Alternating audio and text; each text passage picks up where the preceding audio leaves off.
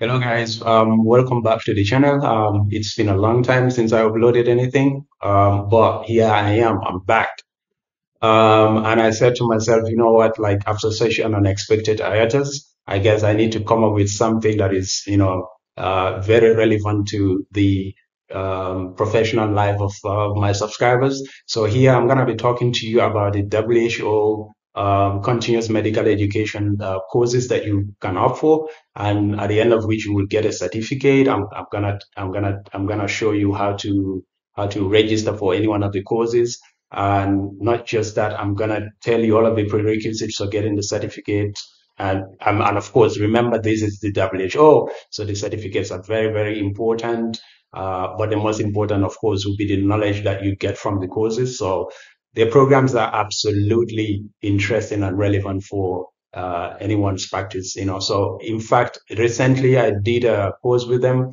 And as you can see, this is my certificate, and look, it's right here. It's World Health Organization for, I mean, their health emergency program. It's on the one that I opted for was the antimicrobial stewardship program in the healthcare facilities in low and middle income countries. It is a very interesting course, and I highly recommend it. And in fact, the second one that I did was based on the prevention and management of diabetic foot programs. I mean problems, sorry. And as you can see, I got my certificate from them. And like I said, with this certificate, you could actually, add it to your CV. And yeah, it's very, very important. So without much ado, I'm gonna show you how you can register for any one of the programs that they're offering. So here you have the website. I'm sorry, I'm covering my email address because I don't want everybody to see my email address, of course. It's a private email address. So I here is the website, as you can see on the top. It's the WHO, I mean, it's the openwho.org. Okay, openwho.org. And if you get to the website, this is what you're going to see. You're going to see this, and then you see on login, you just put login, okay? If you put login, of course, you're going to find this thing that is your email address and your password. Mine is covered because, of course, I don't want everybody to see my email and my password. But if you don't have an account, what you can do is you see below here, okay? Below, you're going to see something called create new account. So that's what you're gonna click on. You can click on create new account. And as you can see, you have all of these. I've already created an account, and that's why you can see all of these things. However, if you don't have an account, all you have to do is to make sure that you fill the required options, and then you have an account. They will send you an email to confirm. So you have to have a valid email address because they will send you an email to confirm your registration.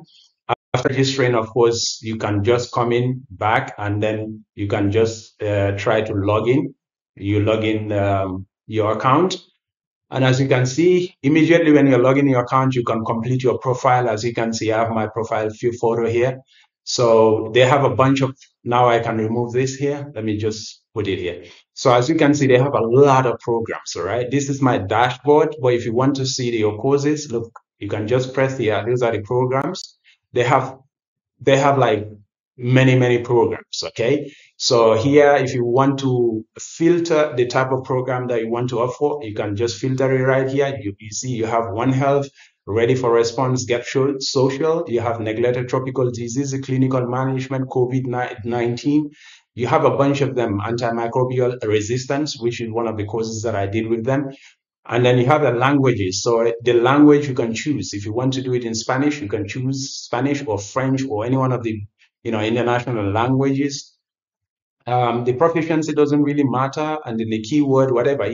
These are the options to kind of like filter out whatever program that you want to do.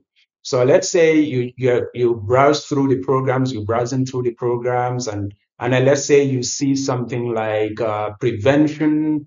It says prevention and response to sexual exploitation and abuse for public health practitioners in Ukraine, or you see something like a health emergency readiness for response operations. This is absolutely good. As you can see, it is self-paced. It is not disease specific because this is based on health emergency readiness for response operations. So it's not really disease specific, unlike the diabetic food program that I did with them, which is disease specific. And then as you can see here, it says record of achievement. So, and it's in English. Okay. Because, you want to do it in English, you choose English. Then you can, if you want to see, if you want to have more details for the program, you could just click on details. If you want to enroll for this program, all you have to do is to click on enroll, and let's see, let's do it this way. I'm going to enroll here. Let's say after clicking on enroll, what are you going to see? You're going to receive an email. And as you can see, I just received an email on my phone, and the email address is saying that I have opted for this program. So that's the email address you're going to receive. And then you enter the course. As you can see right here, enter the course, and you are in. Okay, so if you are in, you're gonna have an introduction to the course. You have the modules, you have different assignments, you have like discussions to do, like a lot. You will do a lot, and then they have like documents that you could download, for your further reading and etc. Now, how do you get the certificate? You get the certificate only if you have at least 80% of the total points available in the final assessment. So every course has look, the introductory aspect has a test to do. After the introduction, you go to the discussions, you go to your modules. After every module, you have a particular test to do. And then after all of the modules are completed, you have a final assessment to do. And in that final assessment, if you get 80% or more, or at least 80%, then you get a certificate like the one that I just showed you. Okay.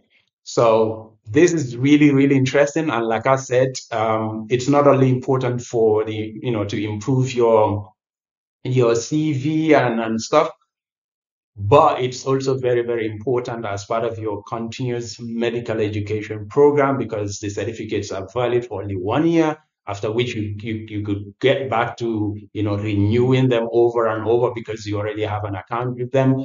It is really, really interesting. So for those of you that are very much interested in improving your CV, improving your knowledge, broadening your knowledge on some of the stuff that you might have actually done, sorry, in medical school, or you want to improve your CV, etc., or your knowledge, or whatever it is. If you have the time, just register for some of these programs. They're very, very interesting, and you are not gonna regret them.